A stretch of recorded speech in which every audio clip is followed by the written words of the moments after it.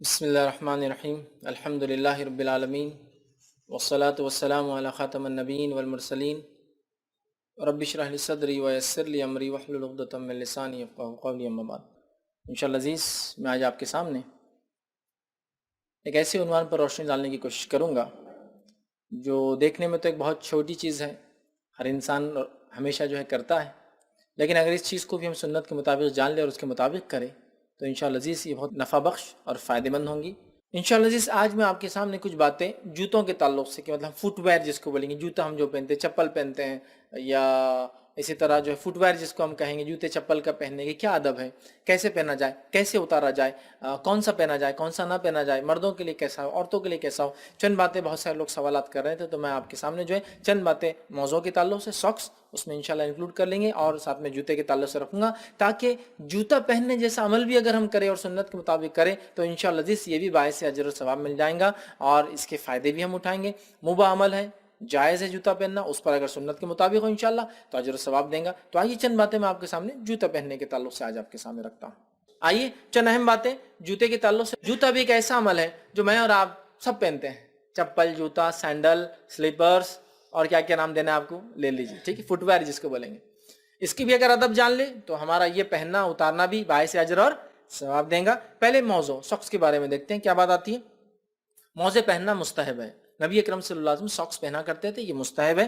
حدیث کے الفاظ اس طرح سے، جامع ترمذی کی روایت ہے، آپ صلی اللہ علیہ وسلم کے تعلق سے آتا ہے، مغیرہ بن شعبہ رضی اللہ عنہ فرماتے اور کہتے ہیں کہ حضرت دہیہ کلبی رضی اللہ عنہ نے رسول اللہ صلی اللہ علیہ وسلم کو موزوں کا تحفہ دیا، ساکس کا گفٹ دیا، بھیجا، جنہیں آپ صلی اللہ علیہ وسلم نے استعمال کیا۔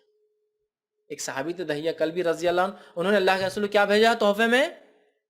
ساکس، اور اللہ کے رسول صلی اللہ علیہ وسلم نے اس کو قبول کیا۔ اس سے ایک بات جو پتہ چل رہی، کیا معلوم آپ کو، کسی گفٹ کو اور کسی تحفے کو معمولی نہیں سمجھنا چاہیے۔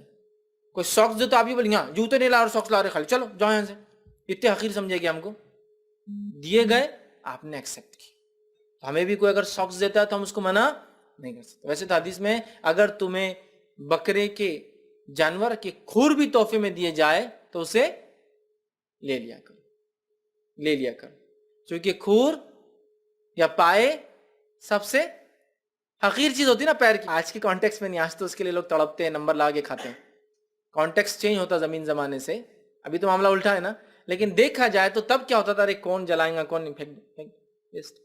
آج ویسٹ نہیں بھائی، نمبر لا کے کتنے مہنگے ملتے ہیں، وہ بھی دیے جائے کھور، ایکسیپٹ کرو اس کو، قبول کرو۔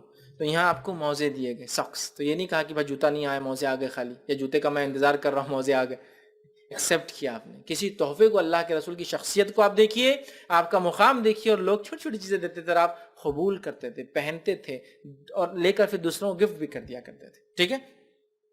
چلیے آگے آئیے، ابن ماجہ کی روایت ہے، نبی اکرم صلی اللہ علیہ وسلم کے تعلق سے ایک روایت آتی ہے، وہ یہ ہے کہ نجاشی بادشاہ نے نبی اکرم صلی اللہ علیہ وسلم کو 2 سیاہ رنگ کے موزے تحفے میں بھیجے، ساکس تحفے میں بھیجے، 2 بلیک کلر کے، اور اللہ کے رسول صلی اللہ علیہ وسلم نے قبول کیا اور استعمال کیا، قبول بھی کیا، ایکسیپٹ بھی کیا، یوز بھی کیا، ٹھیک ہے۔ تو لہٰذا ساکس کا رنگ آپ کے کچھ بھی ہو سکتا ہے، چونکہ حدیث میں ایک آگے ایک ساکس دیا گیا آپ نے ایکسیپٹ کیا، اور ایک آگے بلیک ساکس دیے گئے اور آپ نے اس کو ایکسیپٹ کیا۔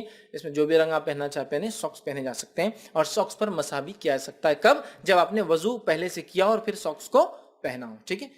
مقیم کے لیے 1 دن تک اس پہ وضو چلتا ہے، مطلب مسح کر لے تو کافی، اور مسافر کے لیے 3 دن تک۔ اس کی تفصیلات میرا ایک پورا لیکچر ہے سفر کا بیان، اس میں نے اس کی نماز کا طریقہ سفر میں اس میں لیا ہے۔ اب آئیے جوتوں کی طرف چلتے ہیں، اور جوتا پہننا یاد رکھیے مستحب ہے۔ نبی اکرم صلی اللہ علیہ وسلم فرماتے ہیں، یہ صحیح مسلم کی روایت آپ نے فرمایا، حضرت جابر رضی اللہ عنہ کے راوی وہ کہتے ہیں کہ نبی اکرم صلی اللہ علیہ وسلم کو ایک غزوے کے سفر میں یہ فرماتے ہوئے سنا، انہوں نے غزوے کے سفر میں فرماتے ہوئے سنا، جوتا کثرت سے پہنا کرو، جوتا بہت زیادہ پہنا کرو، اس لیے کہ جب تک آدمی جوتا پہنتا رہتا ہے وہ سوار رہتا ہے۔ اب علماء اس کے کئی معنی لیتے ہیں اس کی شرح میں۔ ایک معنی یہ ہے کہ جیسا ایک سوار، گھڑ سوار ہے نا، اونٹ سوار سواری پہ بیٹھ جاتا ہے، تو سواری پہ بیٹھنے سے نیچے والی چیزوں سے وہ محفوظ ہو جاتا ہے، کیڑے کاٹے کنکر، سانپ بچھو، گھوڑے بیٹھا ہے نا، سیف ہو جاتا ہے۔ تو ایک معنی یہ ہے کہ وہ سوار ہو جاتا ہے، مطلب زمین کے جانوروں سے، کیڑے مکوڑوں سے، اور اسی طرح کانٹے وغیرہ سے محفوظ ہو جاتا ہے۔ اور ایک معنی یہ کہ وہ سوار کی حیثیت ہے، جیسا سوار ہوتا ہے نا گھوڑے پہ، ویسا جوتا پہننے والا سوار، مطلب سفر پہ ہے، واللہ عالم جو بھی اس کا معنی ہو حدیث کا، لیکن یہ معنی ہے کثرت سے پہنا کرو اس لیے کہ اس سے تم محفوظ رہتے ہو، یا سفر میں، جو بھی اس کا معنی ہے، ٹھیک ہے؟ تو پہننے کا حکم دیا، اس لیے میں نے کہا مستحب ہے شوز کو پہننا، یاد رکھیے، ٹھیک ہے؟ اسی طرح شوز پہننے کا ادب یہ ہے، پہلے رائٹ پیر میں اور پھر لیفٹ پیر میں پہننا چاہیے.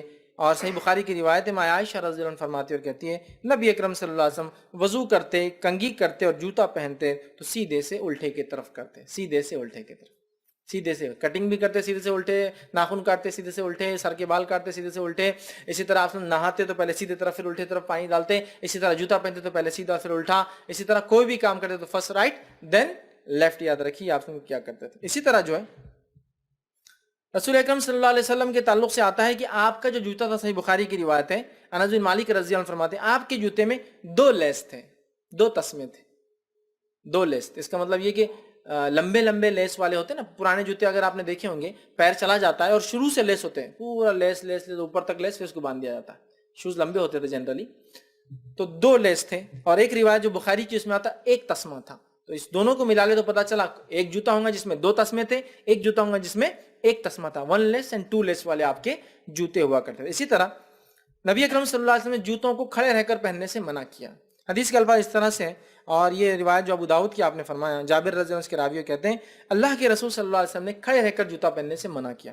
اس تعلق سے علماء اس کی وضاحت کرتے ہیں اس حدیث کی اس طرح سے کہ ایسا جوتا جس کو کھڑے رہ کر پہننا دشوار ہے اور جس کو کھڑے رہ کر پہننے کے خطرے کی وجہ سے آپ گر سکتے ہیں، وہ جوتا ہے جس کو کھڑے رہ کر نہیں پہننا چاہیے. ورنہ اگر جوتا ایسا ہے کہ جس کو آپ کھڑے رہ کر پہن سکتے تو پہننے میں کوئی حرج نہیں.